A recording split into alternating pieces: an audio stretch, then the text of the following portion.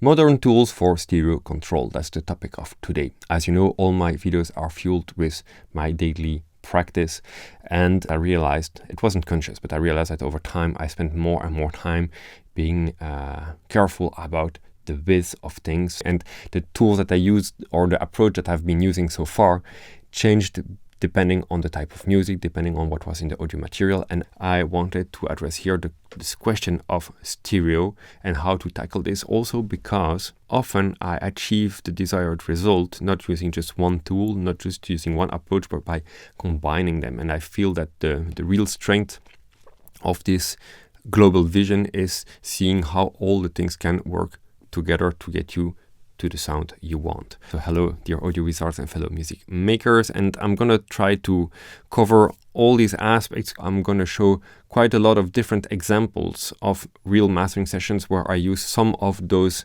methods, of those techniques, sometimes alone, sometimes together, in order to achieve the control that I wanted. I think this is much more valuable than just talking about one tool, than just going to one mastering session. It's covering this stereo question through different sessions. In this first example, I'm going to use Bloom from Oeksound, which is a dynamic EQ spectral controller, but I'm using this in mid-side mode, and this allows to change the way it is reacting to the spectrum depending on the mono or the sides, on the mid or on the sides.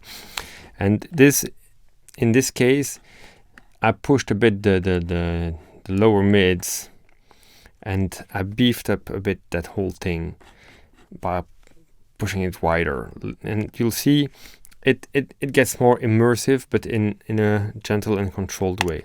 Before.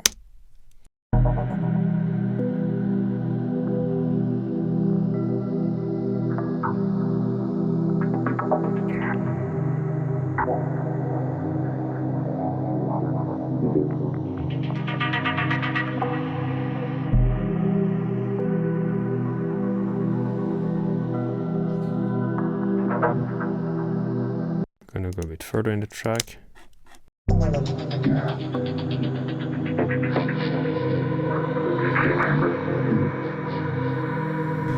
It's gentle, but it is creating something more tridimensional and more immersive. By the way, this is a track by Eternode. It's one of 4 tracks that is going to be released on Terraform Records for VA, but I'm going to cover a few of them. So this was the first silly, just gentle use of Bloom to get a bit of width, get a bit of depth at the same time. Okay, so this is a track by an artist called Kill. The track is called Were You, and I want to show here something I did with Michelangelo.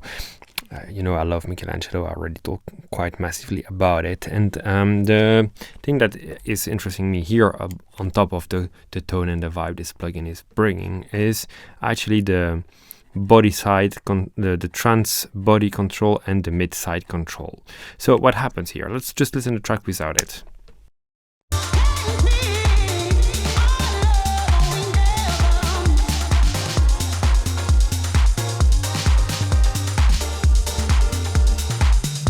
So my impression was that these stabs were a bit buried in the mix. I wanted to bring them more forward, right? So this is why I went for this band, mid part, which is around like 3 kilohertz, and I pushed this a little bit. But I pushed this not on the body, but on the transients, because I wanted to enhance the impact, right? Why I'm talking about all this when we are talking about stereo is? Well, because I also use this mid-side control. Let's pay attention. First, I'm going to do this just to the mids. You'll listen before and after.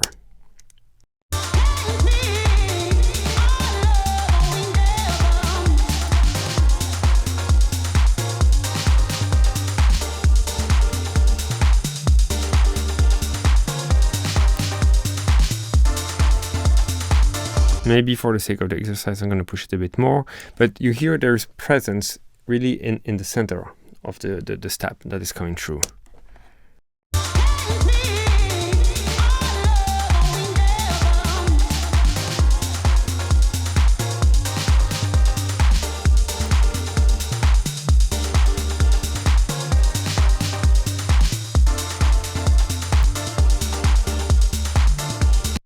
but this doesn't feel right. If I put it totally to the side, listen, there it's going to be really interesting.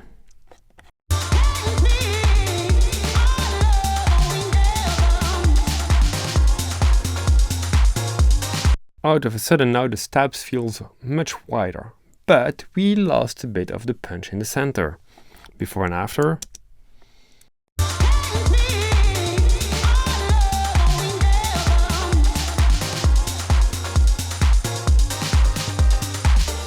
It's grabbing too much of my attention on the sides when it's playing, and it's always back at this mid-side balance, and because of too much energy to the side, I feel there is a lack of energy in the mid, and I feel a lack of punch.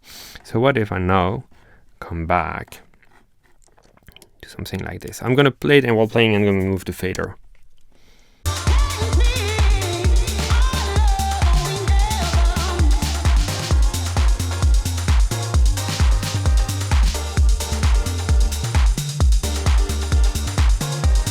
Now I have something I like, because it feels wider, but not overly wide. And I still have the punch, the extra punch. It's too much, so I'm going to dial back.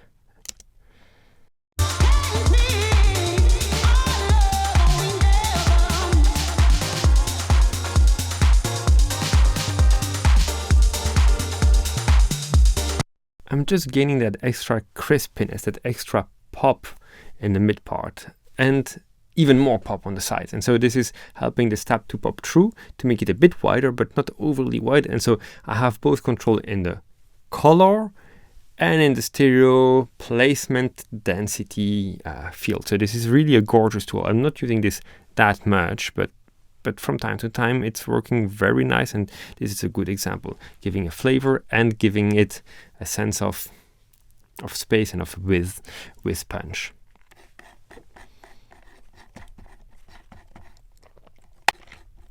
Let's move to here, Hidolas Pechite, and in this track it looks quite heavy on the EQ, but it's okay.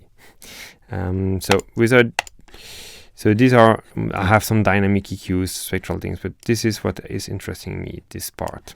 So without the EQ,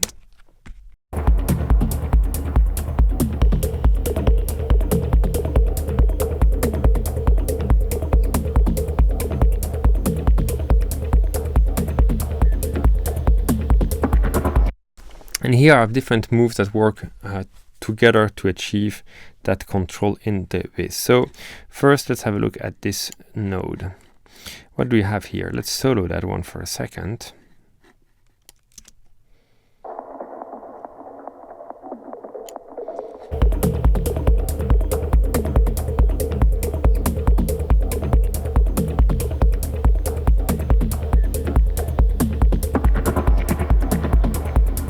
So this is pushing the sides with some clarity. Note I have here a linear phase mode, medium, because higher linear phase mode I can't have the dynamic action, so it's not fully linear, but it's very, very linear. Why? Because phase issues when you process the mid and the side can create some panning issues. I have a video talking about that in my previous video on Basslane. Check it out if you want. And by the way, Basslane is an amazing tool for Weiss control in the low end. With Ancora, I have also another video. I'm going to put all the links in the description comparing Basslane and Ancora, but whatever. Here we see, so this is creating some interesting presence on the sides. But if I go further in the track,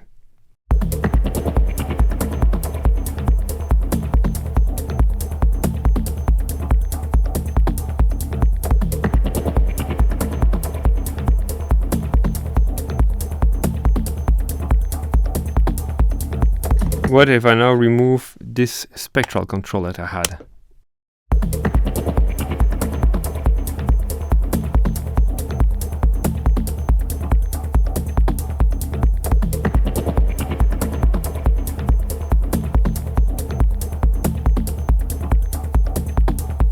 I felt that this was giving me a capability of kind of density. Not density in the way of harmonic content, not in spectrally rich, but density in the feeling that all frequencies are pushed on the sides, are pushed forward, because actually this band does kind of the same thing. I'm pushing the loudness of the sides. I'm going to choose those two together. I'm pushing the loudness of the sides, but when some resonances are peaking, this is taming them. So without this,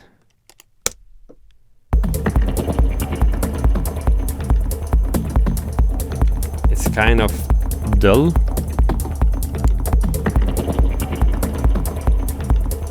And this becomes vivid, right? I like this push-pull move. Usually I'm doing this more in the low mids, and I think I'm going to cover one example of that later, where I push the lower mids forward and I control them. Actually, I think it's the track of Kitula that is just going to follow, so bear with me. And then what I did with the mid, and this is quite interesting, if you pay attention to the pad here,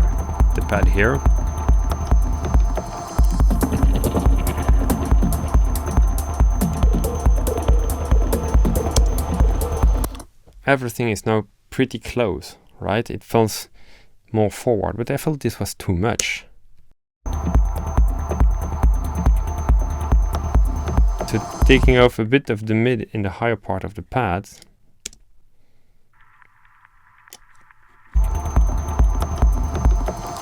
I'm taking not that much, like 1.3 dB. It's really not that much, but it's just like pushing the pad a bit further away and getting a bit more three-dimensional aspect of things. So see, stereo control is not only pushing the sides, it's a question of balance of side and mid part. And instead of only pushing the sides, I also pulled back a bit the mid, and this is creating really that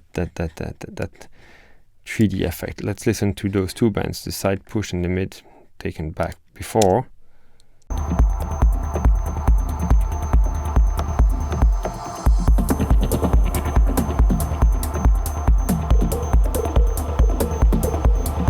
We get into the track. I really love that. The mid part here,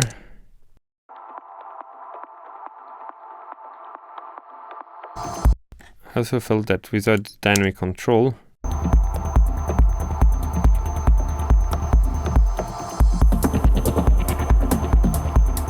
it's a bit more present, and I kind of felt that it was making it more silky, more smooth to push and pull dynamically. But that's one example. Let's not get too much into the details. It's nice to cover some things. In this track I had something very interesting. The lower mid part here. So if we play this without this EQ for a second.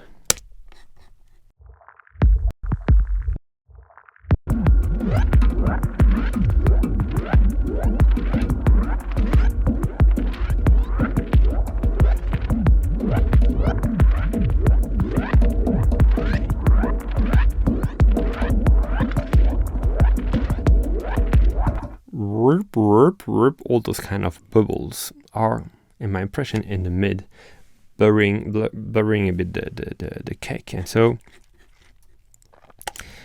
I went for a pretty large cut here. Let's listen to that band for a second.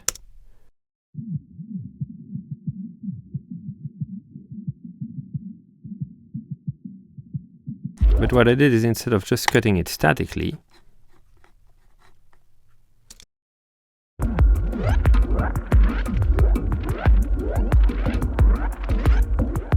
I decided, feel this is a bit blurry, right? So I did cut the band, but I pushed it up. So the kick is pushing the band back upward. So without the band, it's blurry. The punch of the kick is a bit lost. The roundness of the kick is there, but it's messy.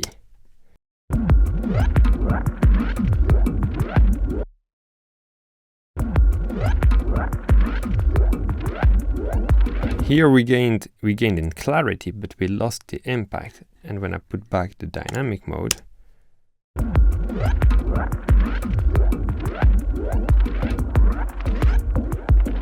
the kick still has the body. It feels nearly if I have been craving out that range into the rip the bubbles to make space for the kick. Listen, without.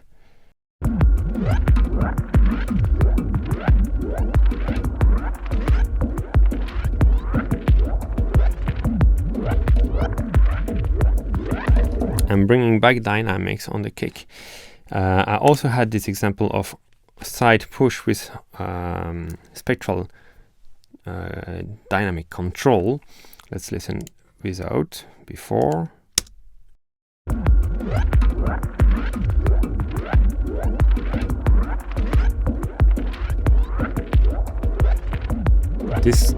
This I really love. It really opens up the mix. But now we have some moments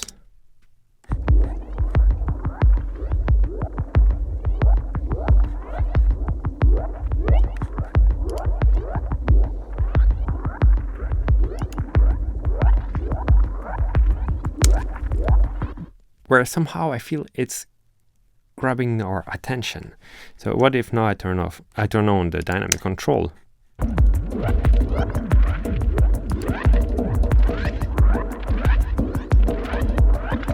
In spectral mode.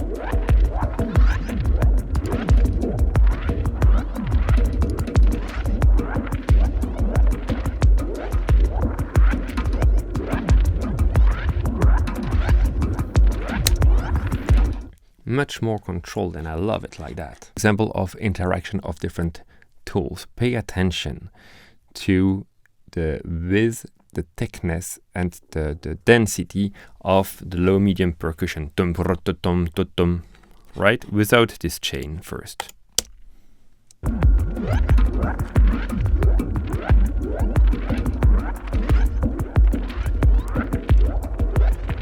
And now with the chain.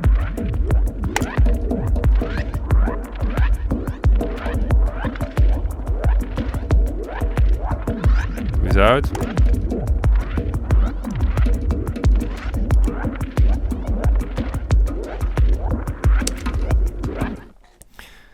We didn't touch to the whole mix with just to that kind of percussive sound, and this has been achieved with a combination of different tools, and I'm gonna dissect this for you in a second. So let's start with the first element of this chain, which is Saturn.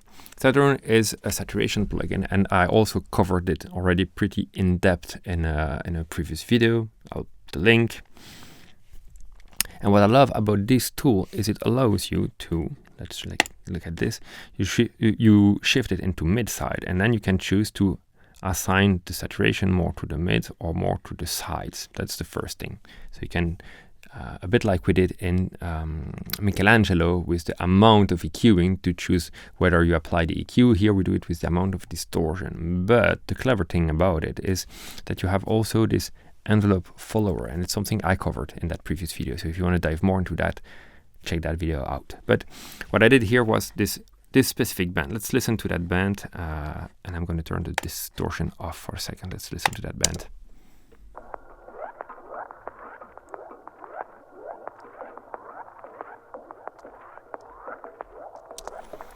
This is mostly where we find this percussive element, right?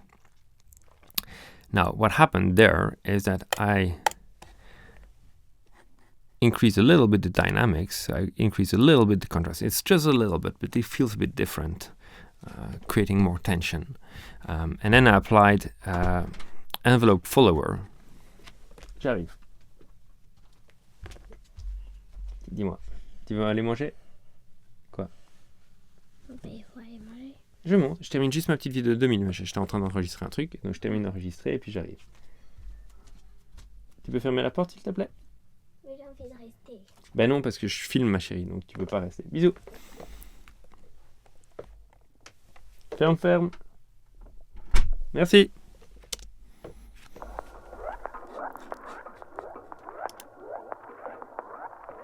And so what I did here was to push the distortion on the sides, triggered by this envelope. So when the percussion is playing, it's saturating the sides. Listen to that.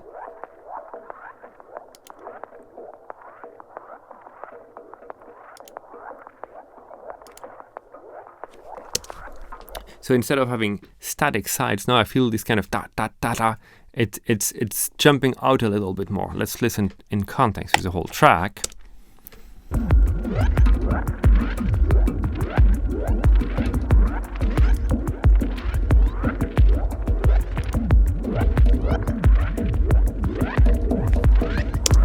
It's grabbing the attention. It's grabbing the attention in the sparkly way, without being aggressive, without feeling overly powering, but it's just pushing those mids. It's not pushing level, it's just saturating a bit those sides when the percussion is playing. And this was the first step. Then I added a new tool, Panoramic by Nicola De Lorenzo, and this I used for a bit of the same thing, working in conjunction. So I pushed a bit the density of the side, so this is controlling the side signal, and it's working with what Saturn did before, and also with the character, and this is doing the same. It's the blend. I'm actually creating distortion on the mid part, and I'm pushing the distortion that I created from the mid signal, because the percussion was more in the mid. I'm pushing that to the sides with some quadrature phase, so it's still properly mono compatible. So without panoramic,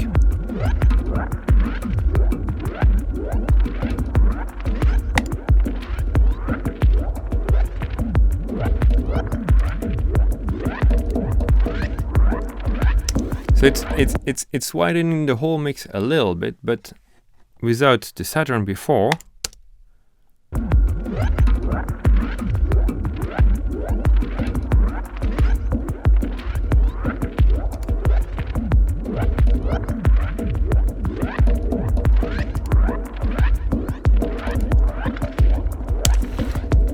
the fact that Saturn already created some harmonics, now it grabs on even more harmonics on those created, and so it's enhancing the width in general, but it reacts to what Saturn did before. So now both without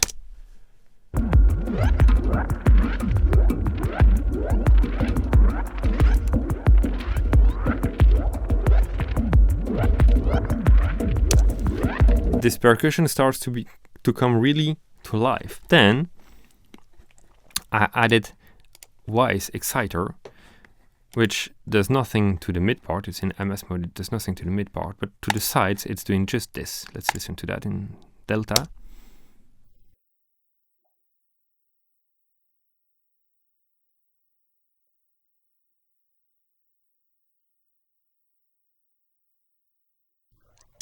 So it plays a little bit on the wobble, but it's reacting also to the percussion. And if I were to play this without what I did before, let's listen to the difference.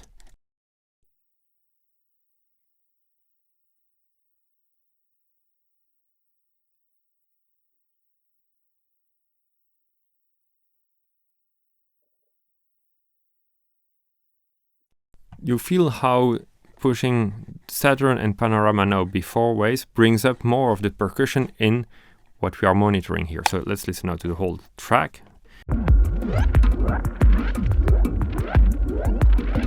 Without Weiss.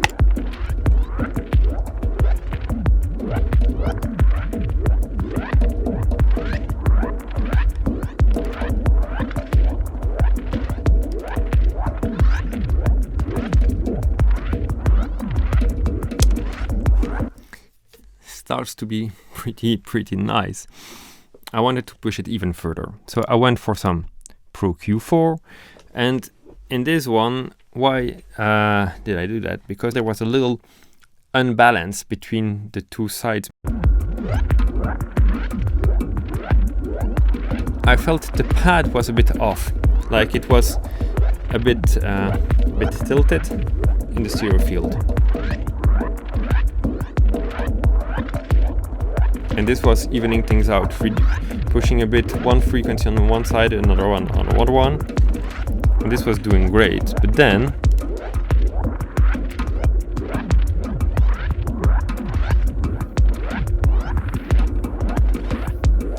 without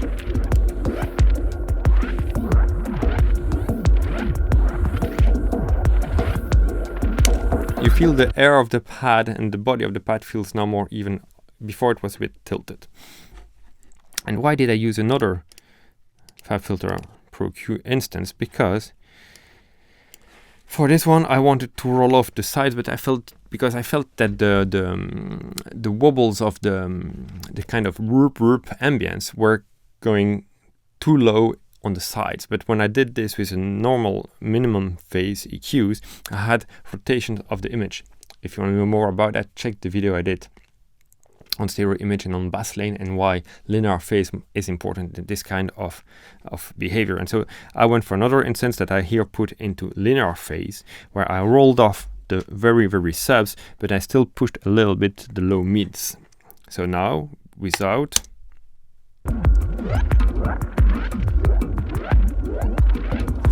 you feel there's even some sub whoop happening down to the sides. And with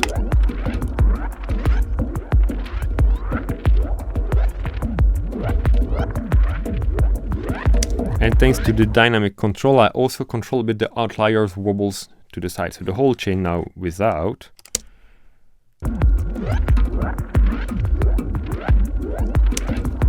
And this is interesting because not only did I push the percussion more to the sides, but the low mid elements of the wobbles that were the bubbles that were too wide and that actually made a contrast where it was overpowering for that percussion now are in control. So I have gained overall a width, I have controlled the outliers movement, and I brought movement to the sides controlled by the percussion. So without.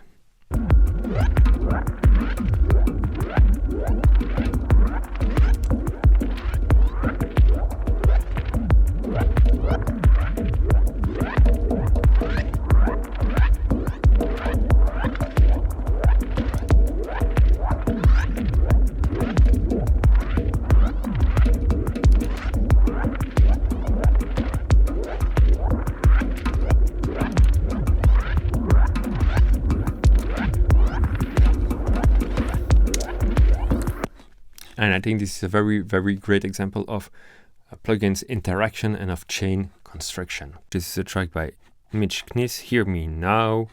And we're gonna check what I did here, the chain for the stereo control. Before and after level matched. So before.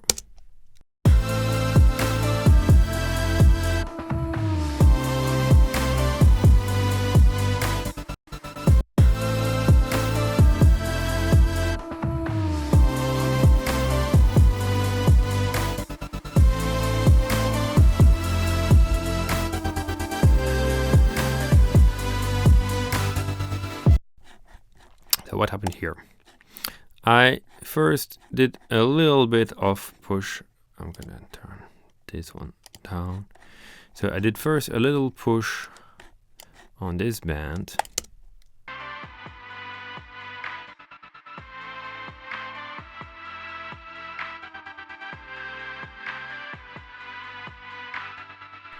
To feel a bit more of clarity and width in the clarity area, right? So without.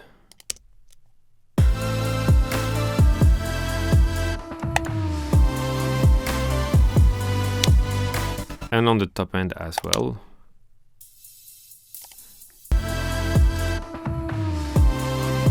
So if we just listen to the clarity without the top end.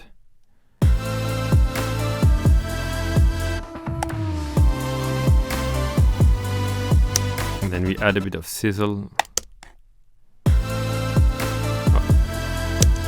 And this is just pushing this kind of hype that I was looking for in this track.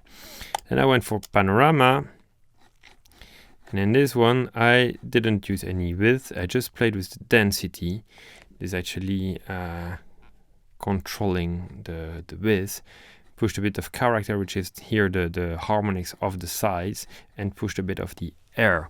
So let's go for each of the modules one by one.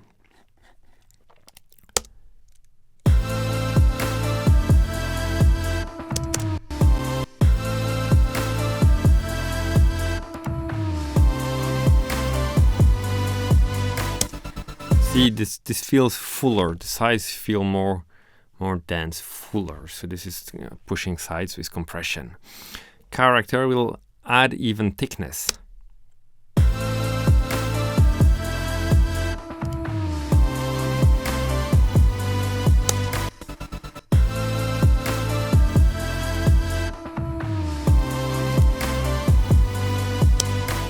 And air will push the top end.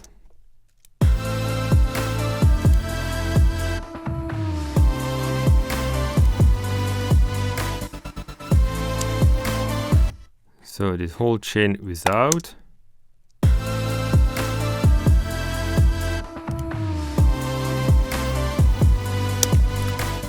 It's more vivid, it's more sparkly, it's shinier. Now what did I do with Pro Q4 here? Here again some different moves on the mids, on the sides, linear phase, and this one with some dynamic control normal, and this one with some spectral control. It's really depending. You start to see a pattern here. I feel that when you have some strong resonances peaking, I like to have some spectral control. If the width is quite static, I like to just push it and leave it like that. But if the width has some movement and I want to spread it but with control, then I use dynamic pushback like I have here.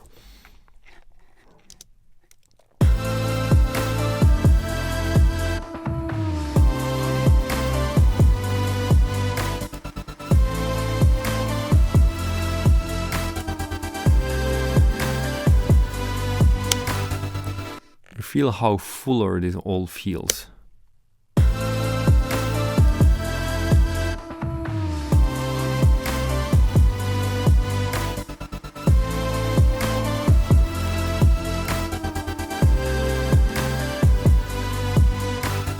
This is maybe a bit too much.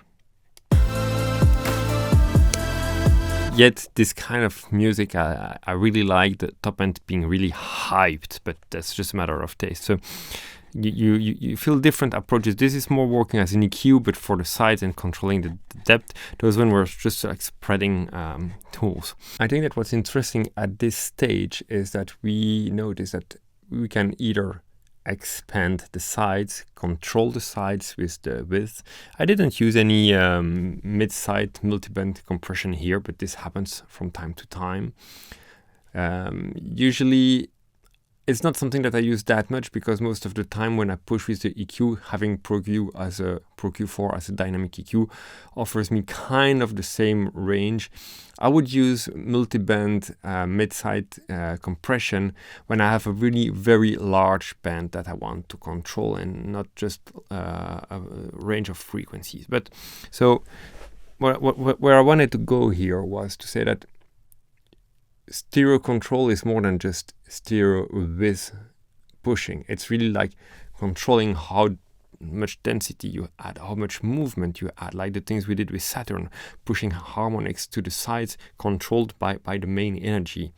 And for me, this whole video is actually the first step to a next chapter I'm going to talk about, which is immersivity. It's a 3D effect. There are other techniques for that I'm going to cover in a specific video about making depth and creating a three-dimensional space. But I think at this stage it's really like understanding that stereo is not just width, it's the balance between the mid and the sides.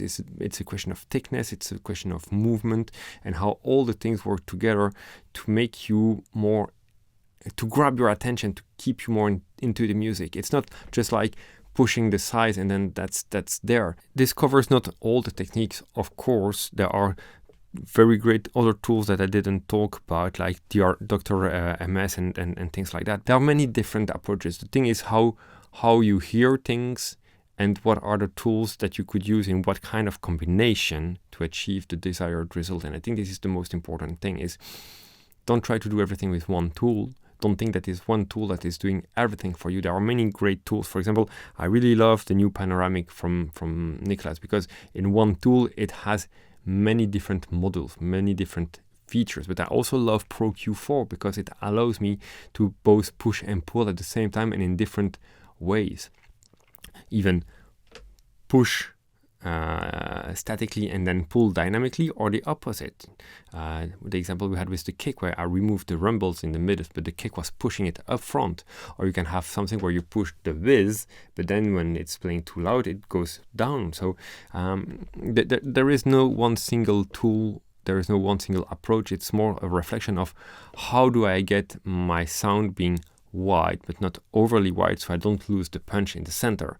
How do I keep everything to make a nice soundscape? And I hope this was helpful. I hope you liked it.